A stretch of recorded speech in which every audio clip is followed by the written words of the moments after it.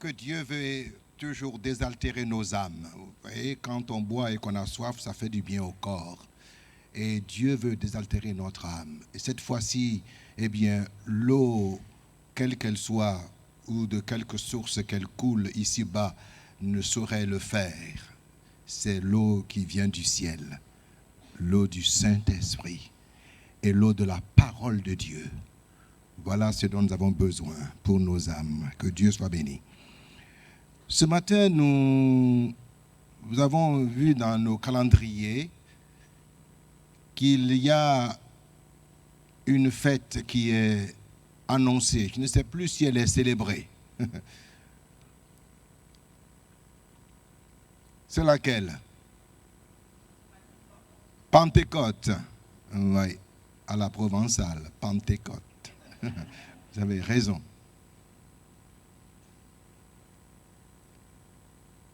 Et Dieu, dans sa grâce, veut nous enseigner qu'il s'agit là d'une réalité qui est plus importante que la fête. Donc, si vous prenez note, vous pouvez noter ce matin pour titre de la méditation, plus qu'une fête. Car Dieu, dans sa sagesse infiniment variée, nous a laissé sa parole afin qu'elle nous permette de comprendre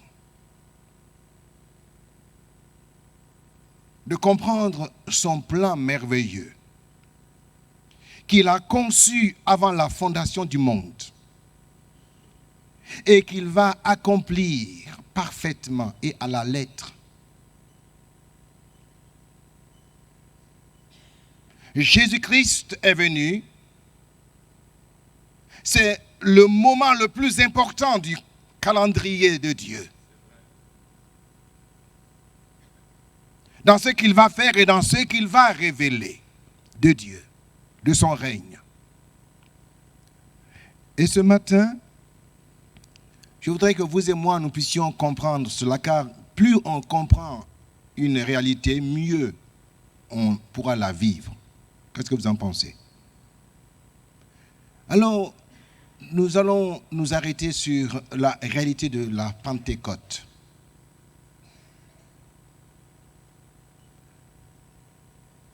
Car vous avez dit que la Pentecôte est une fête, c'est dans le calendrier, aujourd'hui, calendrier que l'on trouve partout, qu'on peut appeler grégorien ou que sais-je encore. Mais pour les Juifs, c'est également dans leur calendrier liturgique, dans le calendrier religieux, dans ce que Dieu leur avait donné et qu'ils respectent encore aujourd'hui. Pour eux, la Pentecôte, c'était la fête. Il n'y a que votre pasteur qui le sait, c'est normal aussi un peu quelque part. C'est la fête des moissons pour les Juifs.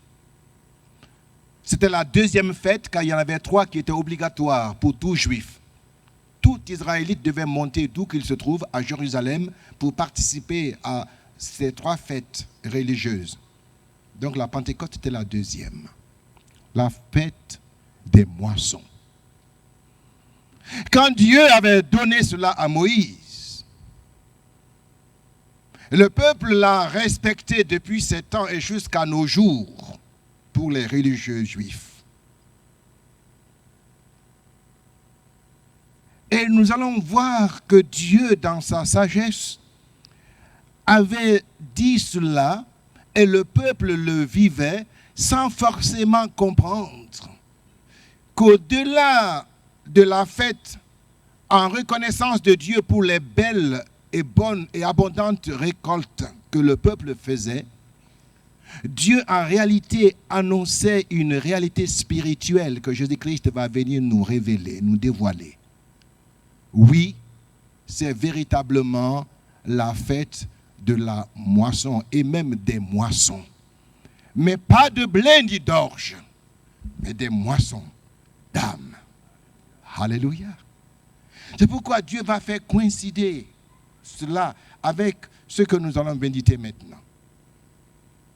Je vous invite à faire une lecture avec moi dans le chapitre 19 du livre des Actes des Apôtres. c'est afin de nous encourager. C'est afin de nous donner à tous de comprendre et de désirer ardemment vivre la réalité de ce qui s'est passé à la Pentecôte. Actes chapitre 19. Il est écrit: pendant qu'Apollos était à Corinthe, Paul, après avoir parcouru les hautes provinces de l'Asie, arriva à Éphèse. Ayant rencontré quelques disciples, il leur dit: avez-vous reçu le Saint-Esprit quand vous avez cru? Ils lui répondirent: nous n'avons pas même entendu dire qu'il y a un Saint-Esprit. Il dit: de quel baptême avez-vous donc été baptisés? Et ils répondirent: du baptême de Jean. Alors Paul dit: Jean a baptisé du baptême de repentance, disant au peuple de croire en celui qui venait après lui, c'est-à-dire en Jésus-Christ. Sur ces paroles, ils furent baptisés au nom du Seigneur Jésus. Lorsque Paul leur eut imposé les mains, le Saint-Esprit vint sur eux, et ils parlaient en langue et prophétisaient. Ils étaient en tout environ 12 hommes. Amen. C'était une première parole d'introduction ce matin. Et je pense qu'elle a de quoi nous interpeller. Paul rencontre des croyants qui se disent disciples de Dieu. Ça veut dire qu'ils ont cru ce que Jean-Baptiste a dit concernant la venue du Messie, du libérateur, du roi. Jean a annoncé son règne qui vient et a dit: mais si vous voulez participer à son règne, alors répentez-vous. Ça veut dire détournez-vous de vos mauvaises voies. Abandonnez vos péchés et préparez vos cœurs, car son règne vient par Jésus-Christ. Et voici que eux avaient cru ce message. Mais leur connaissance de ce règne s'arrêtait là. Mais bien aimés, ce matin, il est important que vous et moi, nous soyons de véritables disciples. De ceux qui non seulement entendent, savent, mais vivent. Amen. Quand Paul rencontre ses bien-aimés, il leur dit: mais avez-vous reçu le Saint-Esprit? Et en disant cela, il fait allusion à l'effusion de l'Esprit, il fait allusion à la descente du Saint-Esprit, il fait allusion au baptême du Saint-Esprit pour ceux qui croient en Jésus le Christ. Ceux qui deviennent véritablement disciples de l'Éternel. Vous êtes croyants? Alors, avez-vous reçu le baptême du Saint-Esprit? L'Esprit de Dieu est-il descendu sur vous? Êtes-vous remplis du Saint-Esprit? Car pour lui, comme pour tous les apôtres, comme pour la plupart des croyants de l'époque, il était inconcevable que l'on puisse se dire chrétien, que l'on puisse se dire croyant et disciple de l'Éternel, sans avoir fait l'expérience du baptême dans le Saint-Esprit.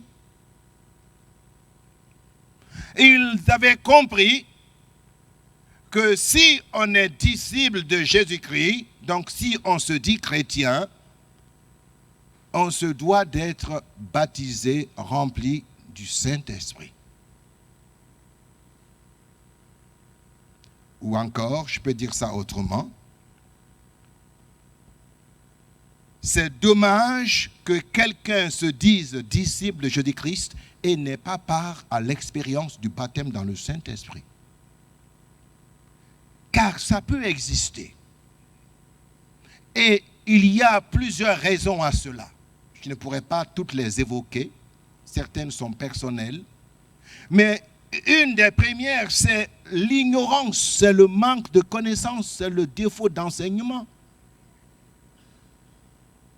Voici que ces hommes n'avaient pas entendu parler du Saint-Esprit. Alors c'était normal et logique qu'ils ne vivent pas, qu'ils n'aient pas vécu l'expérience du baptême dans le Saint-Esprit.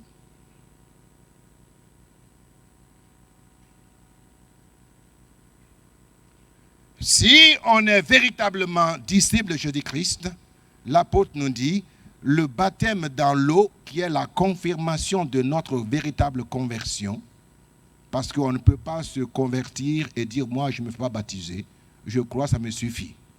Ou alors, j'ai été baptisé bébé. Si on veut se contenter de cela, c'est que quelque part, on n'est pas encore disciple de Jésus-Christ.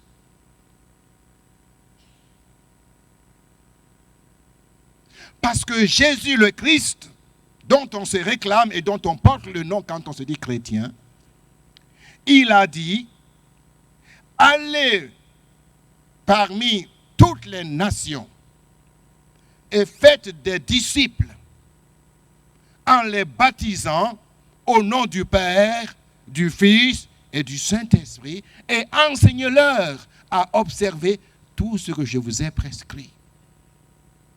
Donc, on ne peut pas se réclamer du christianisme authentique et se dispenser du baptême, car le baptême dans l'eau, c'est plus que d'être plongé sous l'eau.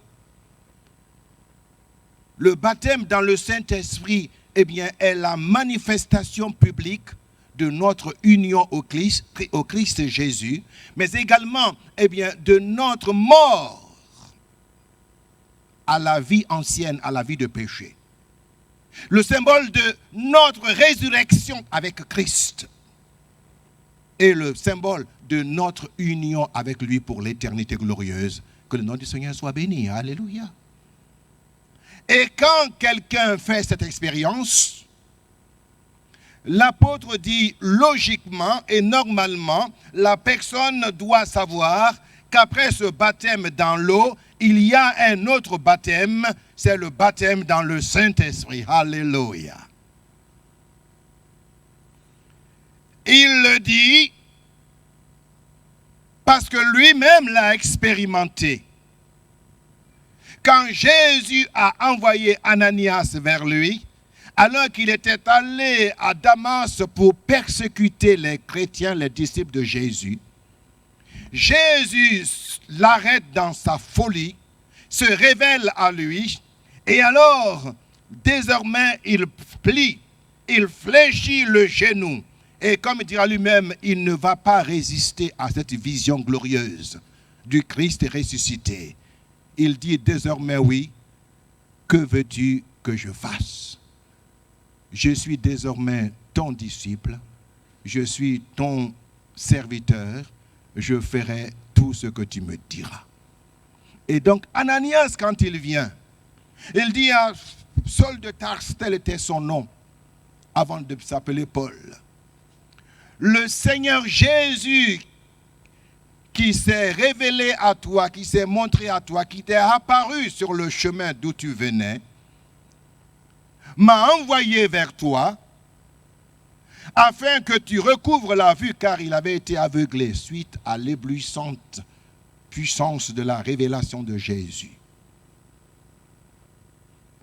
Et après, que tu sois baptisé et ensuite que tu sois rempli du Saint-Esprit. Et quand il dit l'évangile que je vous annonce, je l'ai reçu de Jésus-Christ lui-même. Le Seigneur Jésus lui a certainement dit, eh bien, au moment venu, quand j'étais sur terre, vers l'âge de 30 ans, j'ai compris que c'était le temps de Dieu de venir au devant du peuple et d'annoncer le royaume de Dieu. Et alors, Jésus a dû lui dire, Eh bien, je me suis fait baptiser dans l'eau par Jean-Baptiste au Jourdain. Et quand je suis sorti de l'eau du baptême, le ciel s'est ouvert.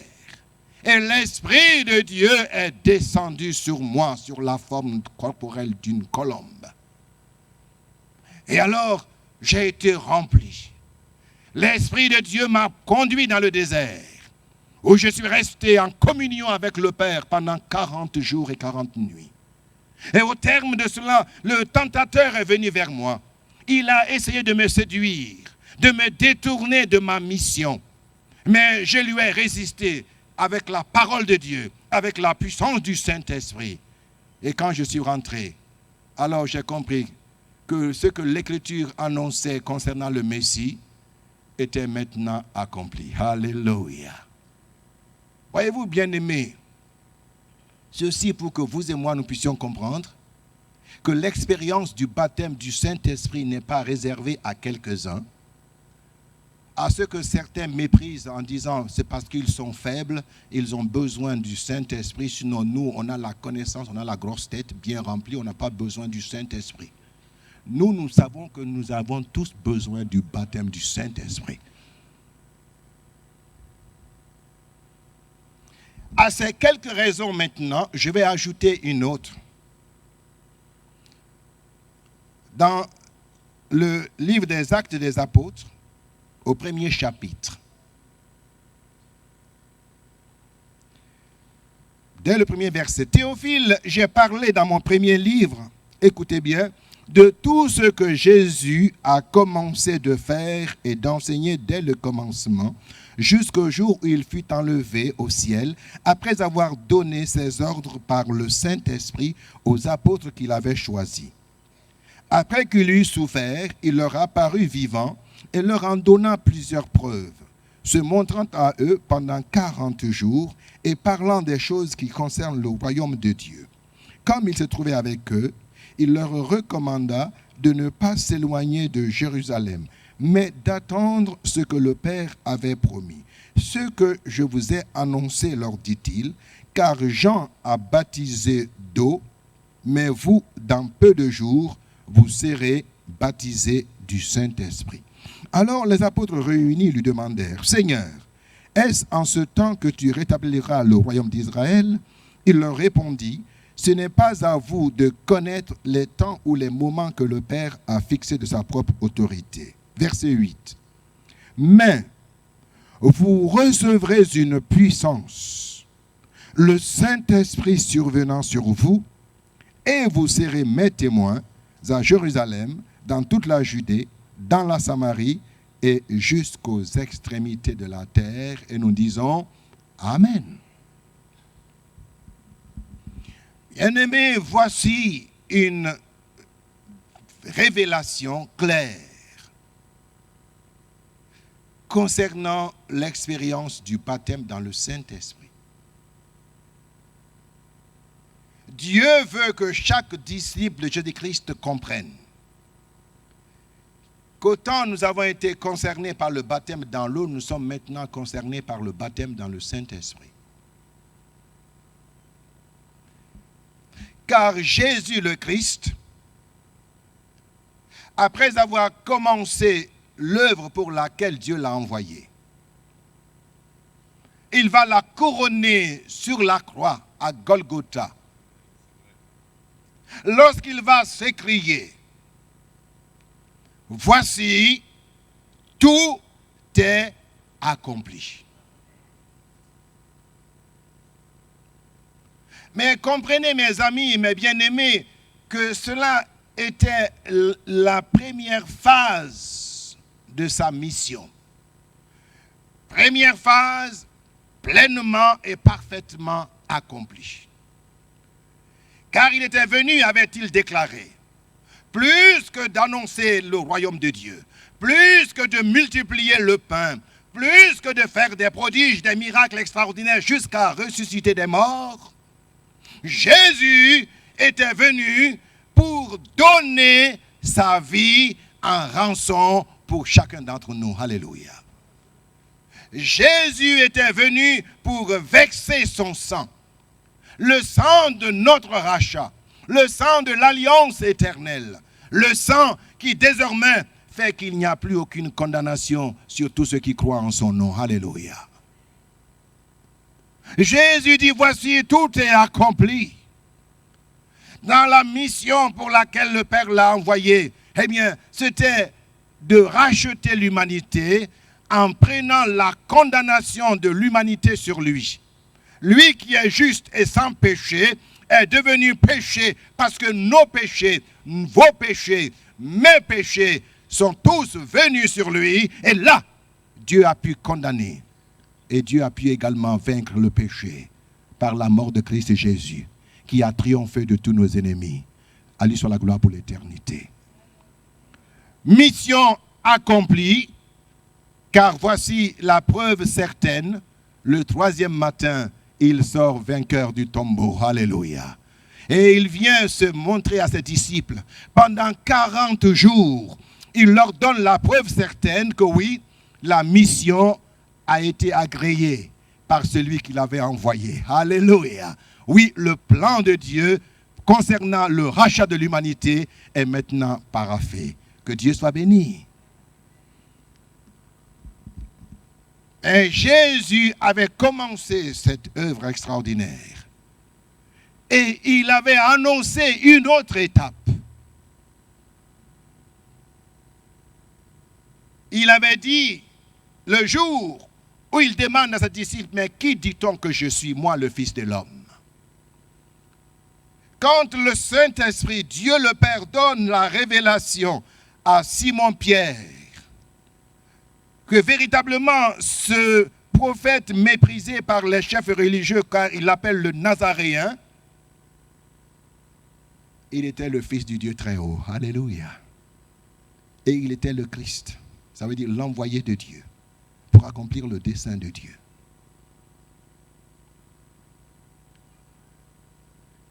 Ce jour, Jésus fait cette annonce.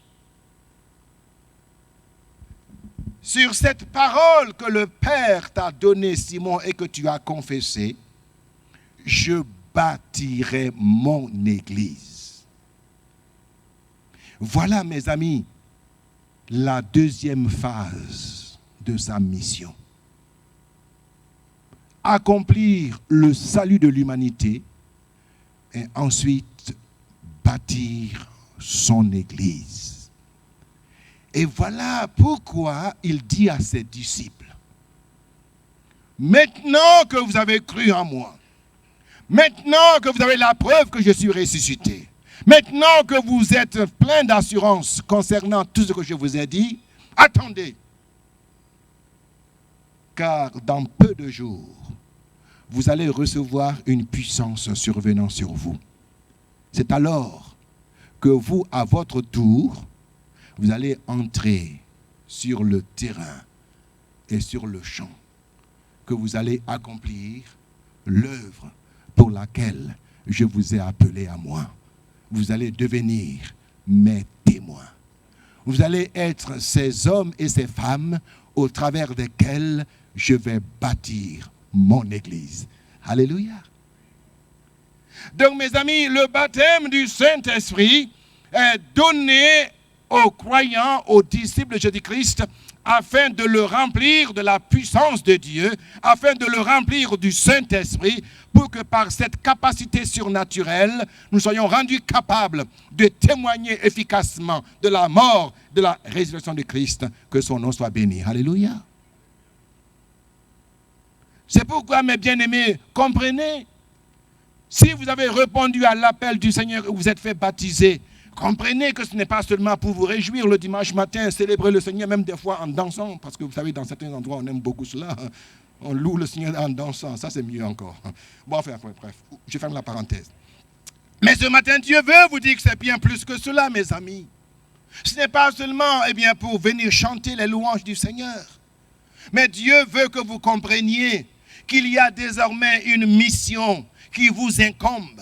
Il y a une responsabilité que Dieu met devant vous. Jésus veut que vous compreniez que c'est vous, les pierres vivantes, qui est appelé à amener d'autres pierres pour que pierre après pierre, l'édifice monte et le jour où ce sera parfait, il viendra prendre son église. Alléluia.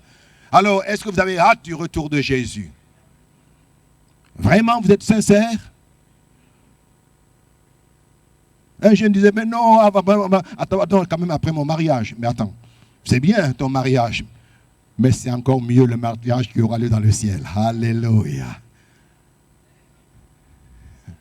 Amen. Mais bien aimés, comprenez que Jésus dit à ses disciples, mais c'est une puissance qui descendra sur vous.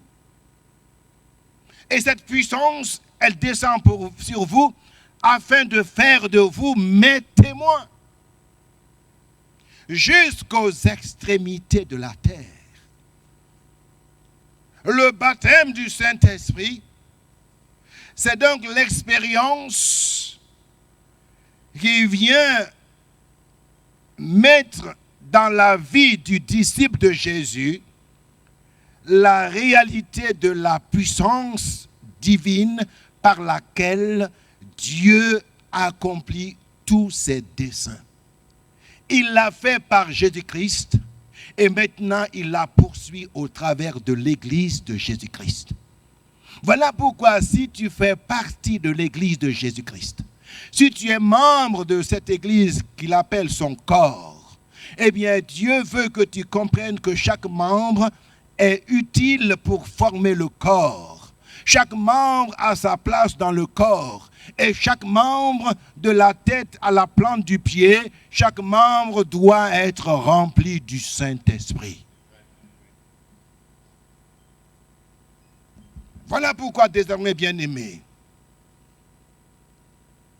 désirons ardemment vivre cette expérience de la Pentecôte. La Pentecôte, car au chapitre 2, il est écrit que le jour de la Pentecôte, ils étaient tous ensemble dans le même lieu.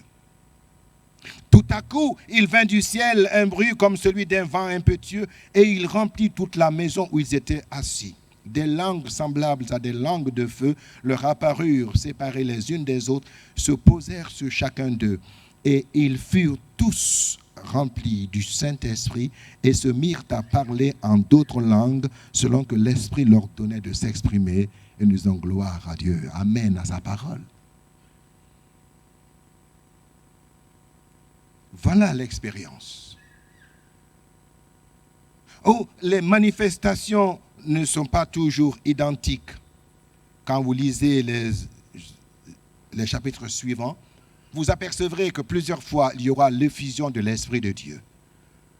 Mais à part la première fois à Jérusalem où on a parlé de bruit et de langue, les autres fois, il n'est plus fait mention de cela. Car en réalité, ce n'est pas le plus important. Quand le Saint-Esprit est descendu sur Jésus sous la forme corporelle de la colombe, eh bien, cela, c'était, j'allais dire quelque part, comme un détail qui a certes son importance, car il y a une symbolique. Mais Dieu veut nous aider à comprendre que l'important, c'est d'être rempli du Saint-Esprit. Amen. Que ce soit en silence, que ce soit par l'imposition des mains, que ce soit simplement pendant que vous écoutez. Eh bien, plusieurs expériences dans la parole de Dieu attestent que des hommes et des femmes ont fait la même expérience que le jour de la Pentecôte. Que Dieu soit béni pour la Pentecôte. Alléluia.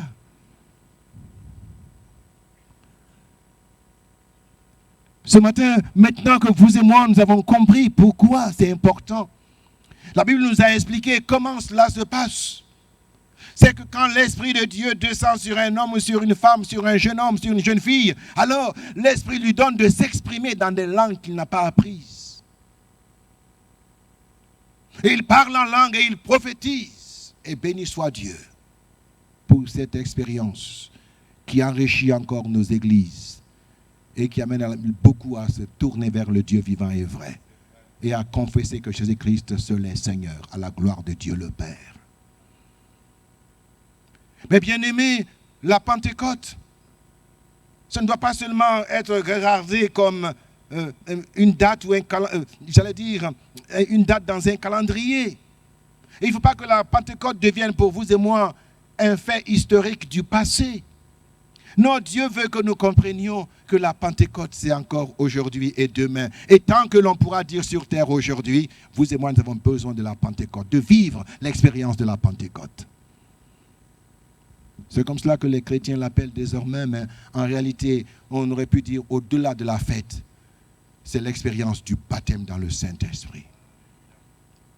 Avez-vous reçu le Saint-Esprit quand vous avez cru? Avez-vous été rempli du Saint-Esprit quand vous avez cru? Avez-vous fait cette expérience qui est tellement importante pour vos vies? Car elle fera de vous des témoins puissants de Jésus-Christ. Faites de la moisson.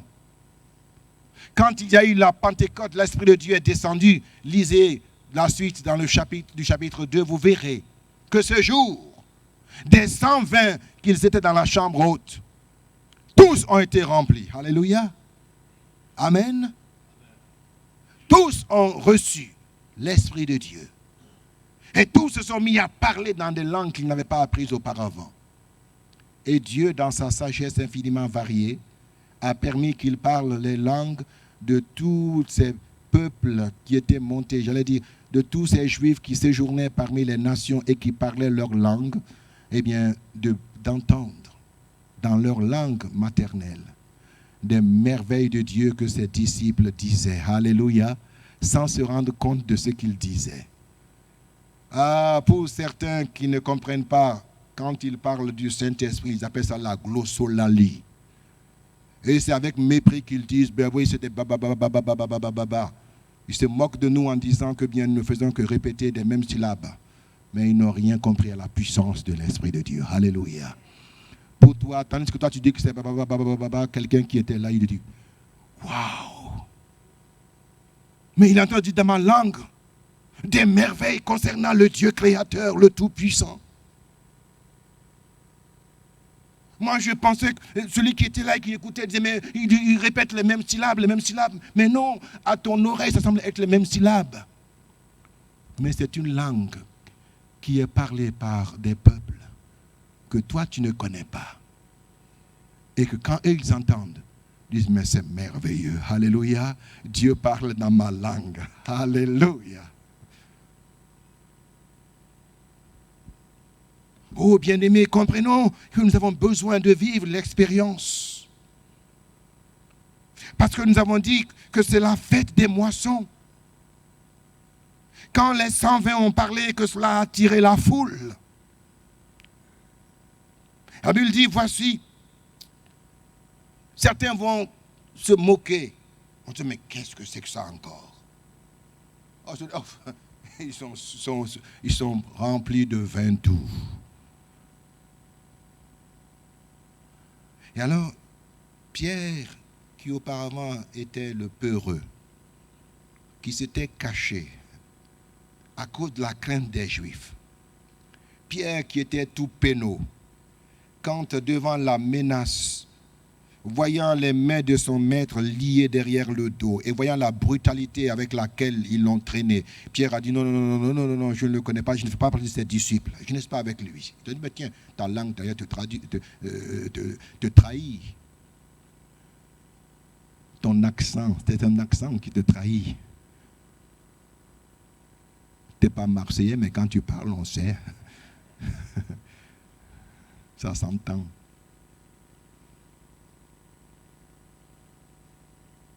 Alors, voyez-vous, ce jour-là, la puissance du Saint-Esprit a fait de lui un autre homme.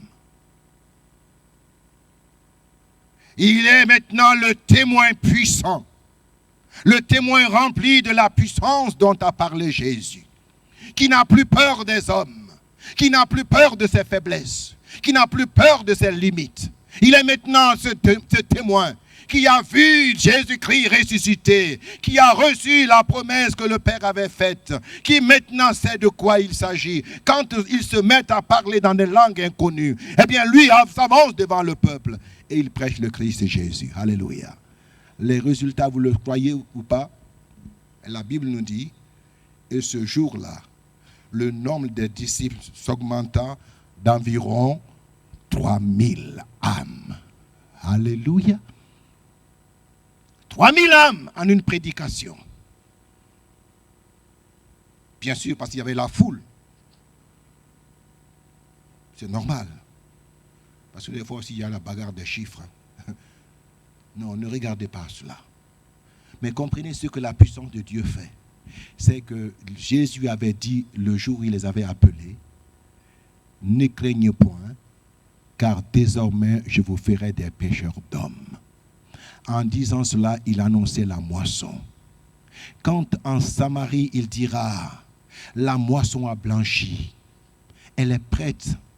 Regardez la moisson, elle est prête. Elle a blanchi. Eh bien, c'est cette moisson d'âme qui est la conséquence du baptême dans le Saint-Esprit, dans la vie de la première Église. Et l'Église de Jésus-Christ, que ce soit la première ou la dernière, car je pense que nous faisons partie quand même. Je n'ai pas la connaissance des temps fixés par Dieu lui-même dans son autorité, mais je crois qu'au vu des événements, que mieux vaut être prêt. Mes frères et sœurs, vous avez entendu? Mieux vaut être prêt pour, non pas la fin du monde, mais pour l'enlèvement de l'Église de Jésus-Christ. Êtes-vous prêts?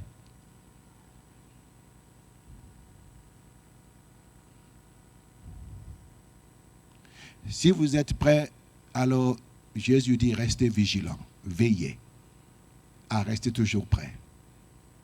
Mais si quelqu'un n'est pas prêt, ben, prépare-toi. Et comment? Ben, Dieu te l'a dit ce matin dans un don spirituel. Tu te repens et Dieu te pardonne. Et tu demandes au pasteur de te faire baptiser pour montrer publiquement que tu as renoncé à la vie de péché. Alors tu es prêt. Mais bien aimé, ce matin, la Pentecôte, elle est là pour que vous et moi, nous puissions comprendre que ça fait partie du plan de Dieu lui-même. Que ce n'est donc pas une histoire d'homme ou de théologien. Car la Bible nous dit que Dieu lui-même avait annoncé par les prophètes. Et c'est ce que Pierre va expliquer. C'est ici l'accomplissement de ce que Dieu avait dit par le prophète Joël. Dieu, l'Éternel, dans les derniers jours, répandra de son esprit sur toute chair. Oui, sur mes disciples, sur mes servantes et mes serviteurs. Eh bien, j'enverrai mon Saint-Esprit et ils seront tous mes serviteurs. Alors ils prophétiseront, alors ils auront des visions, ils auront des songes. Ils seront mes témoins, car cela fait partie de mon plan pour l'humanité. Que Dieu soit béni. Alléluia. Donc, mes bien-aimés, si vous avez compris ce matin, vivre le baptême dans le Saint-Esprit, c'est normal. Et il faut même le désirer ardemment. Car l'apôtre dit que cela est pour tous. Il suffit de croire en Jésus-Christ mort et ressuscité. Il suffit de renoncer à son péché, donc se repentir. Il suffit de se tourner vers lui pour le reconnaître comme notre Seigneur et notre Sauveur, la conversion, et de se faire baptiser en son nom. Et alors, on peut faire l'expérience. Que Dieu soit béni. Amen. Ce matin, vous avez assez entendu. Et je pense que j'ai su vous donner à comprendre qu'il nous faut tous désirer vivre le baptême dans le Saint-Esprit. Quand Jésus l'a dit, eux ne savaient pas quand. Mais la Bible nous dit qu'ils ont persévéré. Et au bout du 10e jour, qui correspondait à la Pentecôte, que eux ne savaient pas, n'avaient pas calculé, la promesse s'est accomplie. Alléluia. Ce matin, ce sera peut-être pour quelqu'un. Et si ce n'est pas pour toi ce matin, maintenant que tu as la connaissance, tu vas faire comme les Éphésiens. Maintenant que je sais, je veux vivre. Alors tu vivras l'expérience du baptême du Saint-Esprit. Que Dieu vous bénisse. Merci de nous avoir suivis sur notre chaîne YouTube. Vous avez aimé cette vidéo? Alors je vous invite à vous abonner. La vision de notre Église, c'est le salut en Jésus parce que lui seul sauve. Alors si vous souhaitez en savoir plus, si vous avez des questions, n'hésitez pas à nous contacter sur notre site internet www.egliseleena.fr.